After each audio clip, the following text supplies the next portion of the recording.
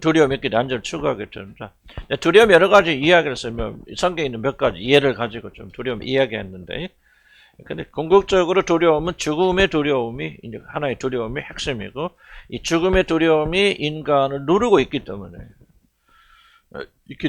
그 안전에 대한 열망이 일어나게 되고 강력한 열망이다. 나는 하여간 뭐 세 가지 열망이 다 강력하지만 그래도 가장 좀 강력한 열망 중에 하나가 있다면 안전에 대한, 내가 여러분과 경험하고 내 삶 돌아볼 때 그럼 인간은 안전에 대한 열망이 어쩌면 가장 강력한 열망일 수도 있겠다. 좀 그런 생각이 들거든요. 그 뿌리는 뭐냐? 죽음에 대한 두려움이 핵심이다.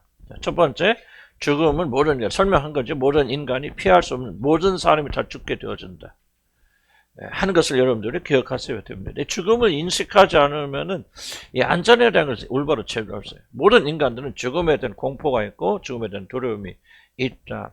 그 죽음은 어떤 것으로도 감당하기 어려운 인간이 경험하는 최대의 어려움이다, 두려움이다 는 것을 인식해야 됩니다. 어떤 분들은 죽는 거 아무것도 아니지. 저도 뭐 그렇게 생각하고 그러는데 막상 죽음 속에 들어가게 되어지면 굉장히 다릅니다, 여러분들.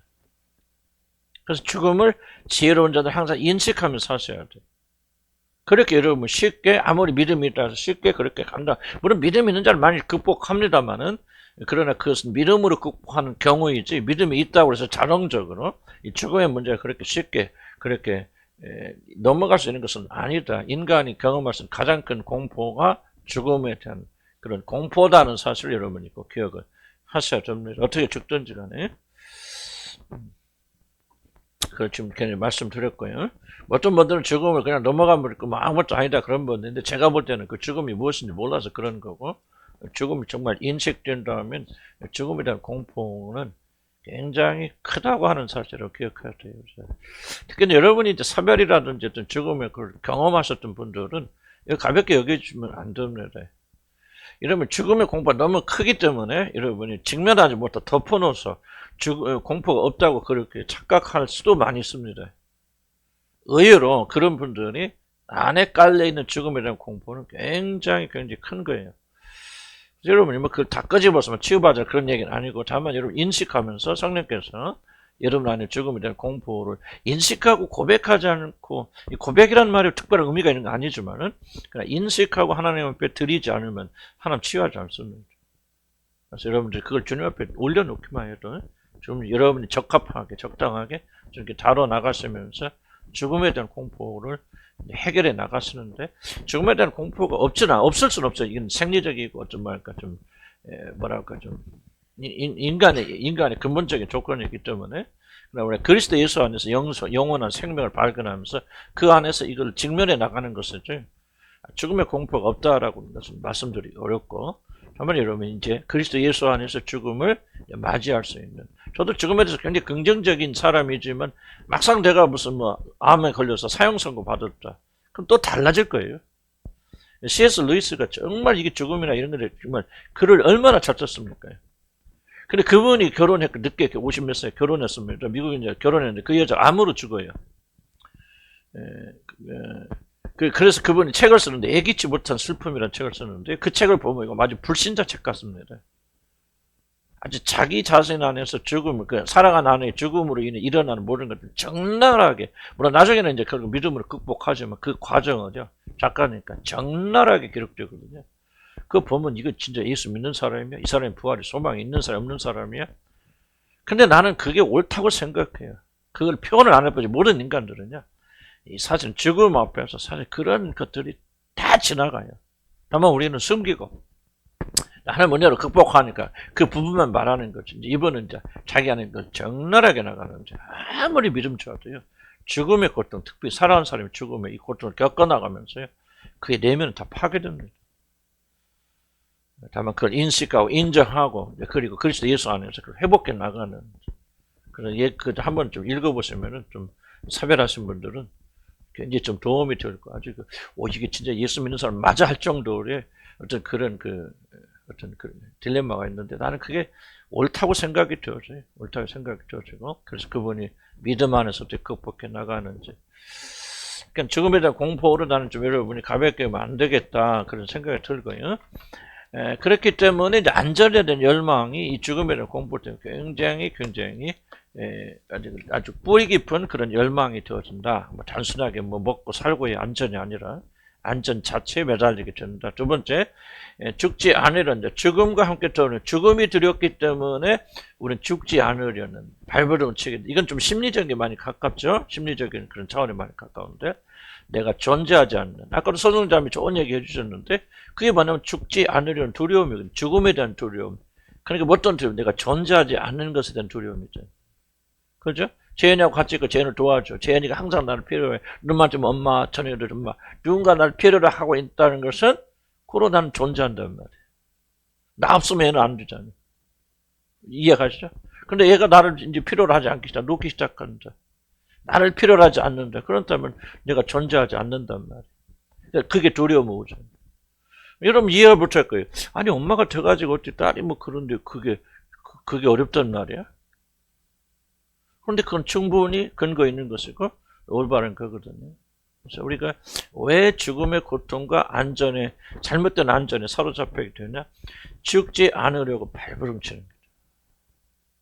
요한복음에 그런 말씀, 누구든지 자기 생명을 유지하려는 자는 죽을 것이다. 요한복음에 그런 말씀. 누구든지 자기 생명을 유지하려고 살려고 발버둥치는 자는 죽을 것이다. 예수님께서 누구를 해방시켜 주셨다? 죽기가 두려워서 일생 동안 포로된 자를. 죽음 때문에 아니라 죽기가 두려워서 해방된, 살려고 발버둥칩니다.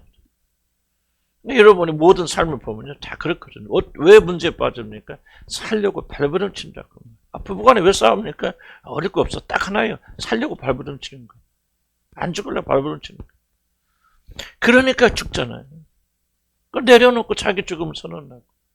나는 뭐 자세한 얘기 말씀드렸지만 나는 내 가정이나 그 관계 속에서 목회도 마찬가지고 딱 이 원리더라고요.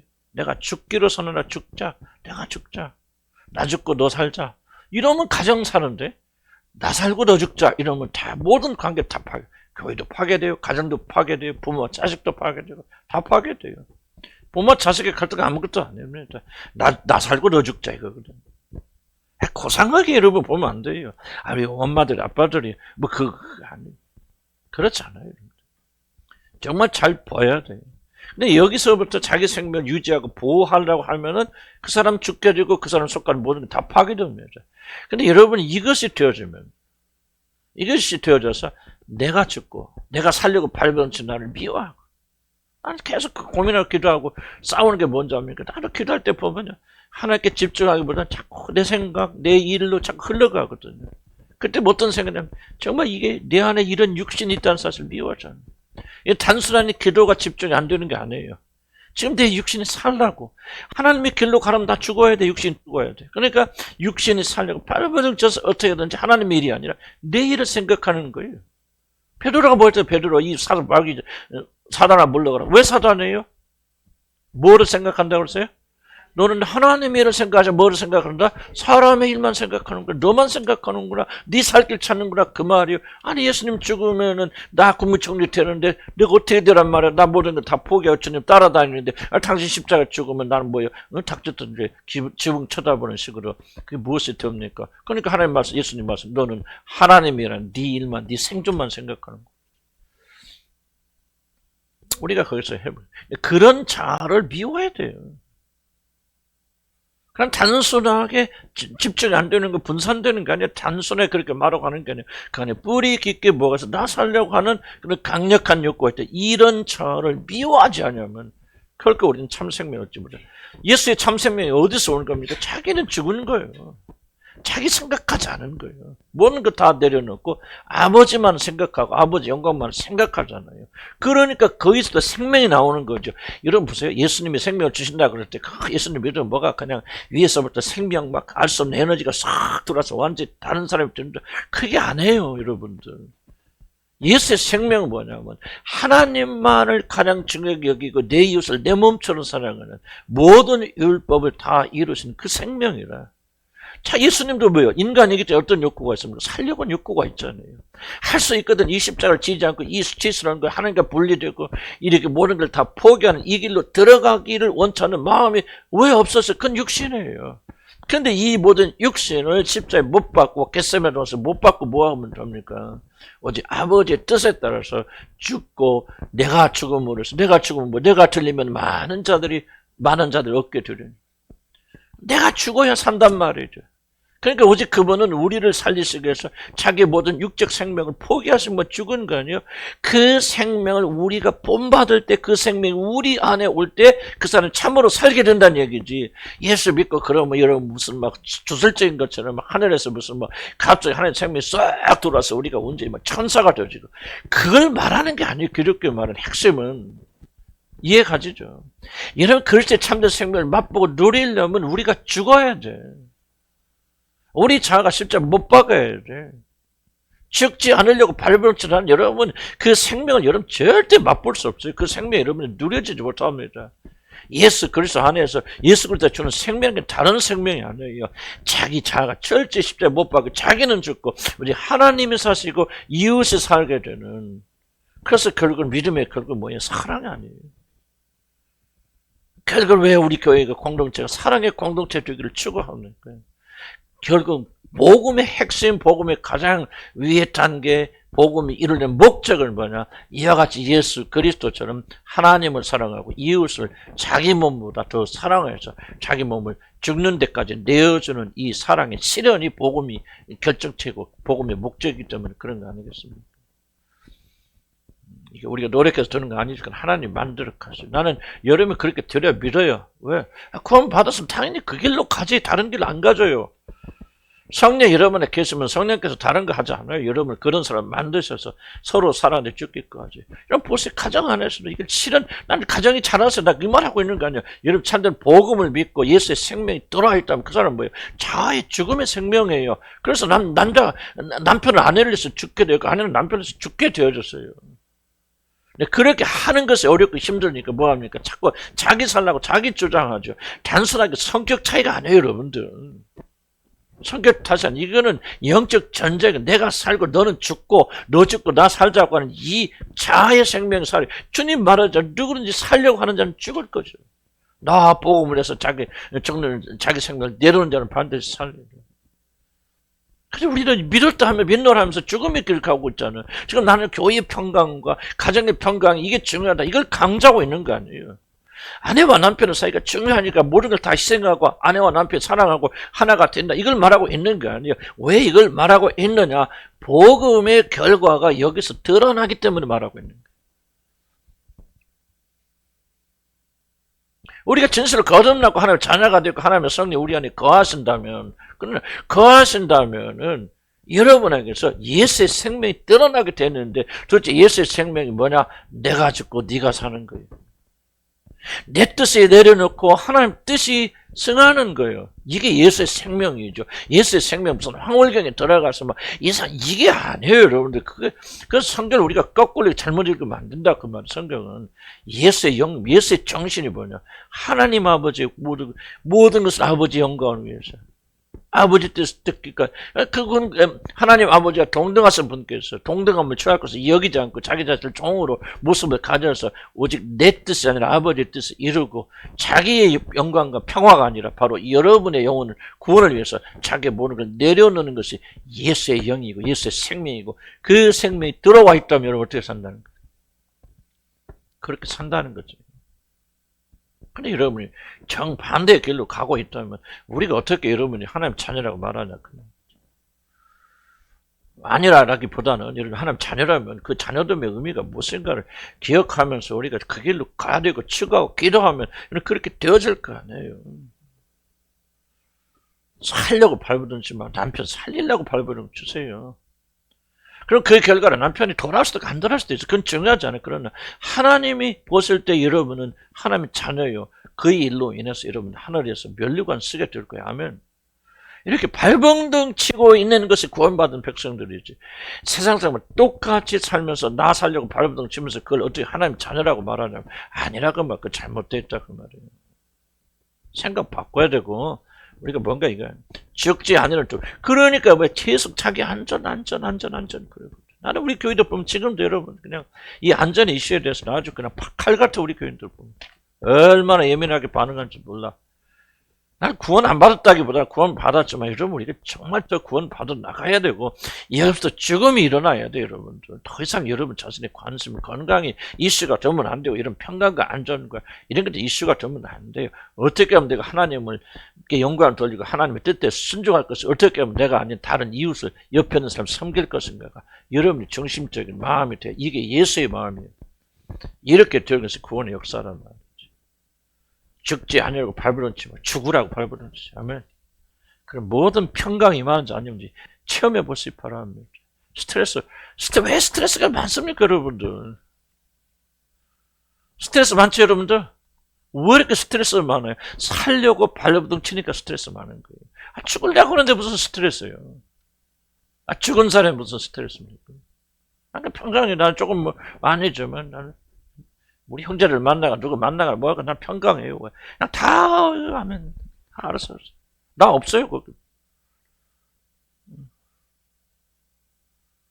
평강이 평강. 우리 집사람들 나도 그래. 우리 같이 우리 집사람한테 이야기하는 할 때도 항상 속으로 겁냈지요. 나는 죽었습니다. 이효주는 죽었습니다. 그래도 살아나는데 이게요. 나 그기도 맨날 하고 대화할 때도 속으로 그러면 이효주는 죽었습니다. 우리 형제들한테도 나가 그 아침에 기도 주님 저는 죽었습니다. 형제들 원하는 대로 감사했죠. 나도 여러분 우리 그 어머님 돌아가셨을 때 오라고 하려고 그랬거든. 왜? 섭섭하잖아. 그죠? 여름 입장 서니까. 그렇죠. 목사님 어머니인데 우리 아버지 때는 여러분 알지도 못했고 그래서 마음에 걸릴 것 같아. 우리 집사람이 그게 아니에요. 아무리 멀어도 교인들이 와야 마음이 풀려요. 나 원래 오라고 초청하려고 그랬어. 우리 누님이 그 아니다. 자기 회사도 난 안 알렸다. 나 회사 사장들, 큰 회사 사장들 안 알리겠다. 근데 나는 그래서 왜 안 알게 했느냐? 그들의 마음을 편하게 해주려고 나는 안 했어. 왜? 나는 죽었잖아, 그렇죠? 옛날 같으면 쥐들이 불편하면 쥐들이 불편해. 나는 내 뜻대로 하고 싶어. 아내하고 관계했어. 그래 되면 물론 아직도 버릇이 있어요. 저는 완전한 사람 아니니까. 근데 항상 마음이 정신스럽게 이렇게 기도 대화할 때 뭐 할 때도 주여 나는 죽었습니다. 죽었습니다. 그렇게 하면 평강이 많은데요. 나도 모르게 나를 주장하잖아요. 뭐 하잖아요. 그러면 싸움밖에 더 일어납니까? 나는 여러분들이 이런 분야에서는 저를 좀 본받았으면 좋겠다. 그런 생각이 들어요. 죽었어요. 남편이 뭐 어거지 소리 해봐봐. 몇 년 더 하고서. 남편 80대면 힘도 없어. 못해. 하라고도 못해. 그리고 70만 넘으면요. 철철철 여러분 따라다닙니다. 나도 지금 우리 집사람 철철철 따라다녀. 그냥. 치마 보면 자꾸 그냥. 자비를 베풀어서. 좀만 참아. 여러분이 완성되는 그리스도에서 남편 변화시키려고 하지 마세요. 아내 변화시키려고 하지 마세요. 침묵하세요. 나 죽었다 하자는 대로 하세요. 상대가 서로 맞춰주면 그래서 평강이 일어날 거예요. 그러니까 살려고 하는 두려움, 이것이 잘못된 안전, 그리스도가 아닌 다른 것으로부터 안전을 추구하기는 그런 길로 가겠는데, 세 번째 심판에 대한 두려움 다 설명했죠. 결국 가고 가면 하나님 얼굴 보는 게 두렵단 말이지. 죽음을 두려워하는 게 아니라 인간 압니다. 인간은 모든 영혼이 있기 때문에요.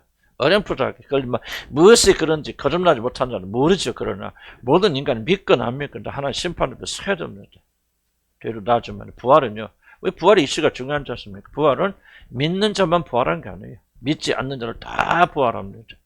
인간은 죽을 수 없는 존재로 지음받았어요. 육신이 죽는 거지 영혼이 죽는 게 아닙니다. 하나님 한번 영을 부르는 순간 그 사람은 영혼이 삽니다. 이게 비극이에요. 왜 지옥이 존재할 수밖에 없는가를 잘 이해하셔야 됩니다.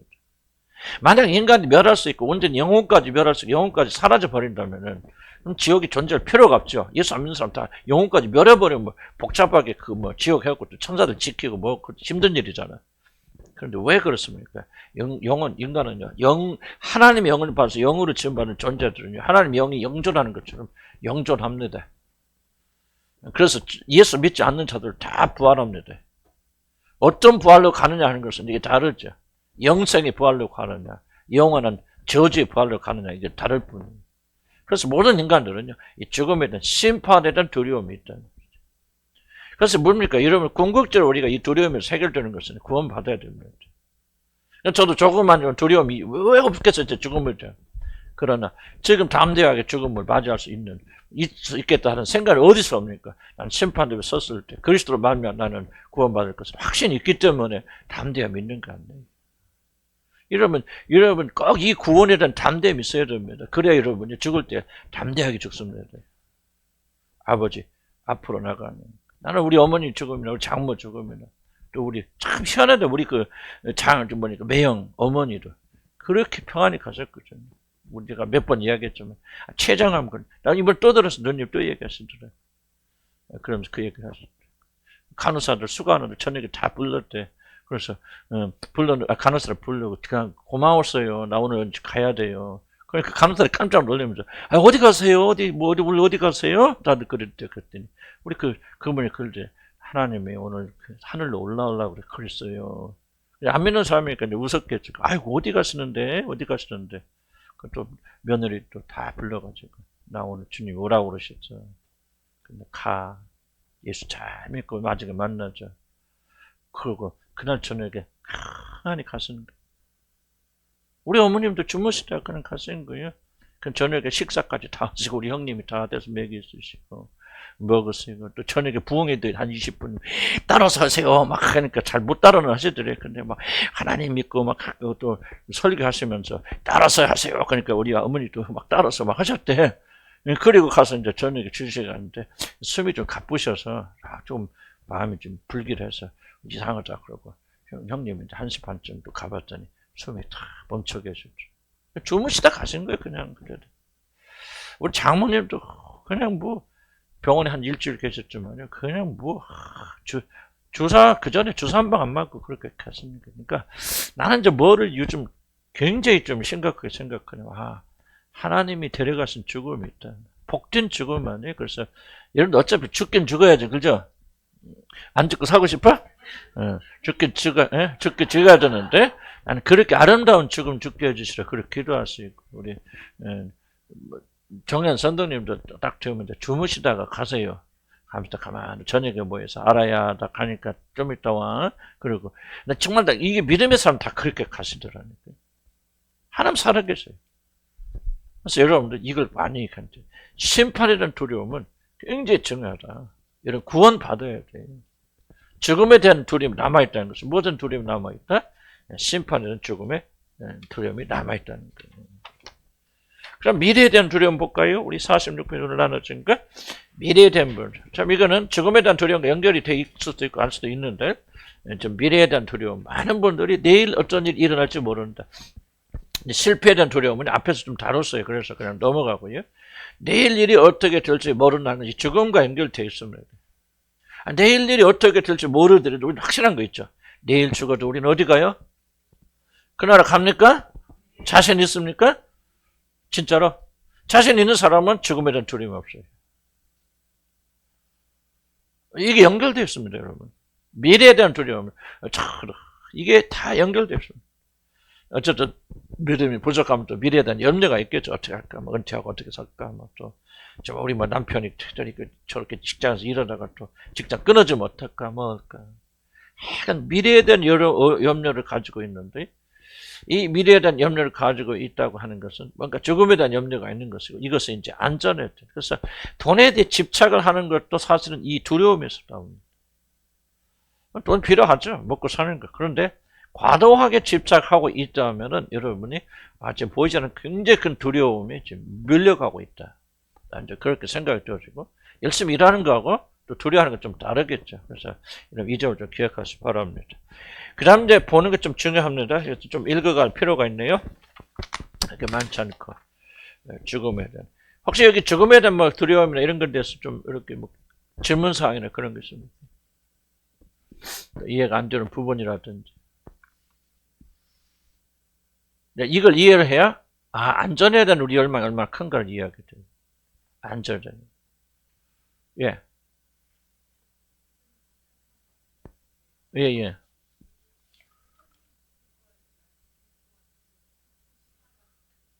그랬어요. 남편은 죽음에 대해서.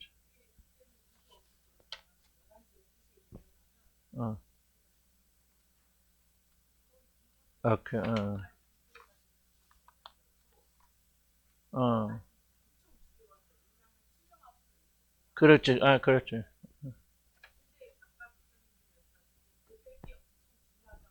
아, 고백에, 오케이. 오케이.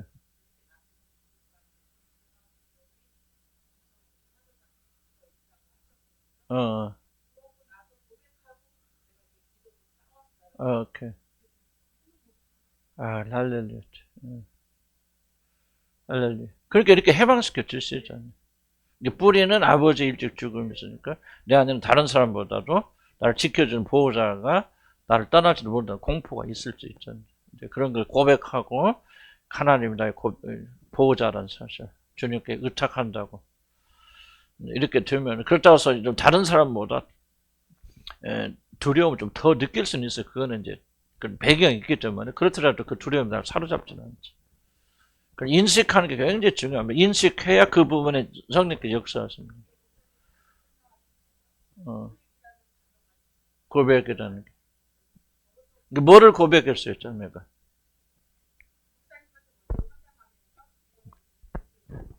아, 공포가 있다는 것을 고백했다.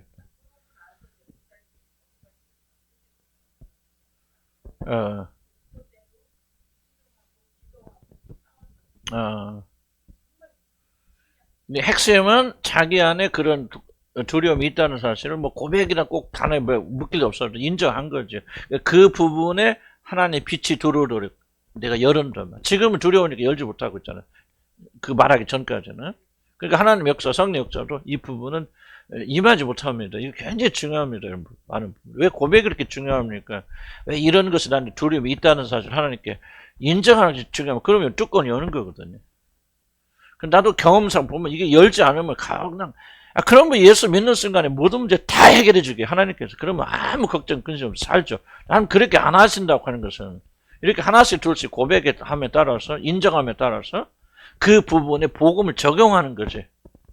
그렇죠? 예수 그리스도 통해서 네가 구원 받았는데 영혼만 구원 받은 것이 아니다. 그런 두려움에서부터 너는 건진 받았다고 복음을 적용하기 때문에 그 빛이 들어와서 그 부분을 두려움을 제거해 주시는 거예요. 이거 안 하면 안 돼요. 이게 바로 치유입니다. 나는 뭐 수많은 사람 이야기 들어보고 뭐 우리 가족들 이야기 들어보면 비슷한 고백하거든요. 인정하고 고백하고 뭐 없으면 좋고 없으면 좋고 뭐 그런데 뭐 옛날에 상처에 따라 다 있는 거 아니죠. 그러나 여러분들이 그렇게 근데 이게 굉장히 어렵습니다. 왜 어렵냐면 이게 굉장히 여러분 자존심하고 많이 걸려 있어요. 왜냐하면 그리고 고백하면 뭡니까? 나는 그런 문제를 가지고 있는 참 연약한 존재라는 사실 스스로 인정하는 거잖아요.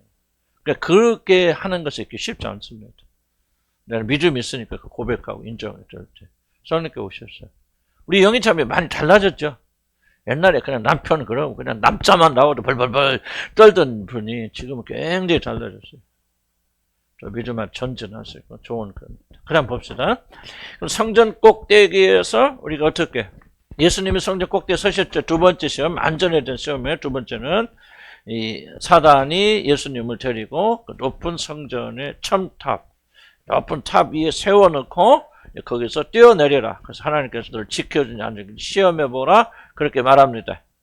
자, 사단은 그러면 그래서 내가 하나님 아들이라 하면 이게 굉장히 중요한 부분입니다. 하나님께서 너를 지켜주시는지를 시험해보라고 유혹합니다. 1번 사단의 유혹 핵심이 무엇입니까? 주님께서는 모든 인간을 대표하셔서 사단에게 시험을 받으셨습니다. 우리 주님께서 연약한 인간을 대표하여 예루살렘 성전의 꼭대기를 위태롭게 서 계시고 사탄의 안전에 대한 시험을 받으셨습니다. 그럼 도대체 뭐냐? 인생에 이런 문제가 있기 때문에 예수님 이런 문제를 시험을 받으시는 거죠. 그럼 도대체 어떤 문제입니다? 이 장면은 인간으로 산다는 것은 언제 땅에 떨어져 박살이 날지 모르는 뾰족한 종탑 끝에서 매달려 있는 위험한 처지에 있다는 사실. 모든 인간 난 예외가 없다고 생각하는 것은요. 언제 떨어질지 모르는 그런 위험한, 다른 말로 좀 표현하면 이렇게 표현하면 더 좋은데 벼랑 끝에 서 있는, 이것이 바로 모든 인생을 표현하는 하나의 문장이라고 생각해요. 벼랑 끝에 서 있다. 언제 떨어질지 모른다. 언제 모를지 모른다. 내일 어떤 일이 일어날지 모른다. 아무런 안전이 보장되어 있지 않은 것이 모든 인간의 좀 현실이다. 인간이란 아무리 좋게 말해도 벼랑 끝에 서 있는 연약하고 가련한 존재라는 사실을 우리가 부인할 수 없습니다. 인간이란 하나님의 은혜가 아니라면 언제 무너질지 언제 부서질지 모르는 두려워할 수밖에 없는 그런 연약한 자들이죠. 예덴에 있을 때는 거기 예덴에 있을 때도 우리가 연약한 존재였죠. 다만 하나님 은혜로 덮어졌기 때문에 벗었으나 부끄러워하지 아니한 것이지 그가 온전히 무슨 충만하고 하나님이었기 때문에 두려워하지 않은 건 에덴 동산에서. 똑같네. 그러나 그 에덴 동산을 반역하고 나옴으로 인해 하나님 모든 은혜가 거두어지니까 이제 벌거벗은 채로 밖에 있는 모든 환경과 싸워야 됩니다. 그래서 두려움을 인식하는 것이지 에덴에 있을 때는 이 사람이 다른 사람이 그런 게 아니죠. 우리가 하나님을 떠난 순간부터 하나님 은혜가 없기 때문에 그렇죠. 자, 우리들의 삶에서 경험하듯이 인간은 창조주가 아니라 연약한 피조물들입니다. 그렇기 때문에 자신의 안전을 스스로 책임질 수 없습니다. 인간으로 산다는 것은 시편 기자가 내 영혼아 내가 어찌하여 낭망하여 어찌하여 내 속에서 불안해하는 것. 그래서 인간의 어떤 그 전형적 특징은 불안. anxiety라고 전문적 용어로 말하는데 어떤 분들은 실존적 anxiety를 뭐라고 씁니까?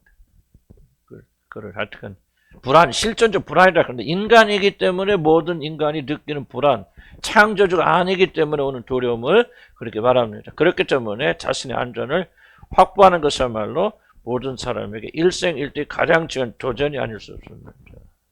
그래서 여러분 이걸 이해를 해. 왜 이런 걸 배우는 게 중요하냐면요. 여러분의 행동에 대해서 이거 무엇을 의미하는지를 모른단 말이에요. 내가 왜 이렇게 말하지? 이렇게 행동하지? 이렇게 된 거지? 근데 여러분 눈이 열리게 이것이 바로 내 안전을 추구하는 것입니다. 아까도 자매가 얘기했듯이 뭡니까? 그 사실을 인자가 고백하잖아요. 내 안에 남편이 죽음에 대한 심한 두려움이 있습니다. 라고 주님이 고백했는데도 불구하고 그런 고백 속에서 하나님 역사에서 그걸 제거해 주시잖아요.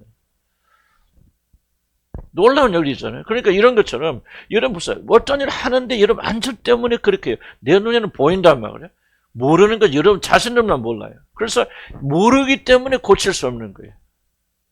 근데 여러분이 그걸 인식하면 이거는 내가 이렇게 말하고 이렇게 행동하는 것은 내가 좀 안전에 대한 불안이 있기 때문에 이 안전을 확보하기 위해서 이렇게 말하고 행동하는 거야.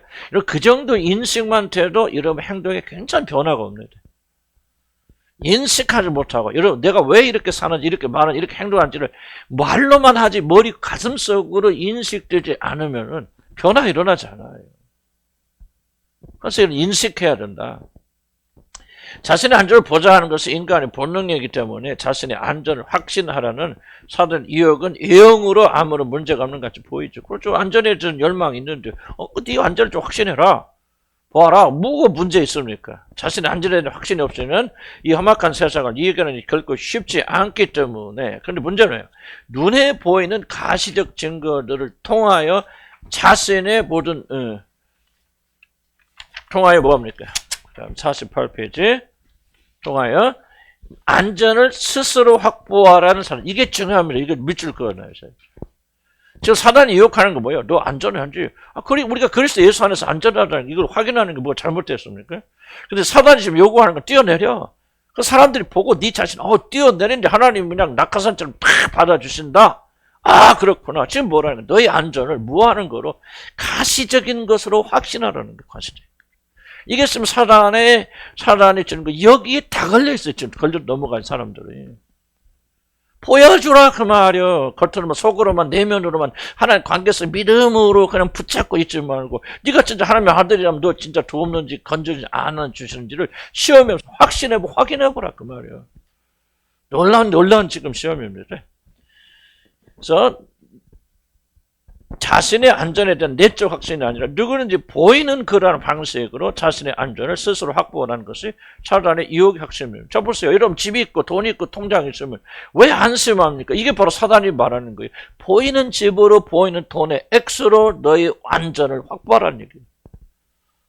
아니 안전을 확보하는 것은 문제가 있어요 없어요? 없지요. 불안한 우리들이 예수 그리스도가 내가 누가 할 건 안전해야 되는 건 너무나도 당연한 열망. 이거 말하는 거 아니에요. 근데 사단이 말하는 거 보이는 것으로 뛰어내려. 퍼포먼스죠. 뛰어내리는데 천사들이 와서 탁 샥 하고 받아줘. 보이는 것으로, 체험으로 확신하라 그 말이에요. 내면으로 그냥 어떤 일이 있어도 주님 나를 지켜줄 거야, 하나님은 나와 함께 하실 거란 믿음으로 그렇게 묵묵히 가지 말고, 또 그거 하나님 어떻게 믿어? 돈 없고 아프면 하나님께 너 인도하시고 지킨다 사실 네가 어떻게 확신해? 보이는 거 있어야 될 거 아니야. 집이라도 있어야 이런 먹고 살고. 나는 집이 있는 것이 문제다. 나 그 말하고 있는 거 아니에요. 지일 수도 있겠죠. 그러나 여러분들이 모든 안전을 집에다 둔다면 그 말이에요. 여러분을 통장에 액수에 둔다면 내만 그 말하고 있는 거죠. 사단의 유혹이라 그 말이에요. 그렇게 해서 여러분 안전을 촉구하라는. 그럼 얼마나 많은 글쓰는들 여기 넘어가고 있나 그 말이죠. 지금 여러분들 예외냐 그 말이에요. 여러분들 무엇 때문에 지금 갈등하고 있고 고민하고 있고 누구 때문에 힘들어 갑니까? 여러분의 안전을 보호자인 위적인 것을 여러분이 가지고 있지 못하기 때문에 여러분 힘든 거 아니에요?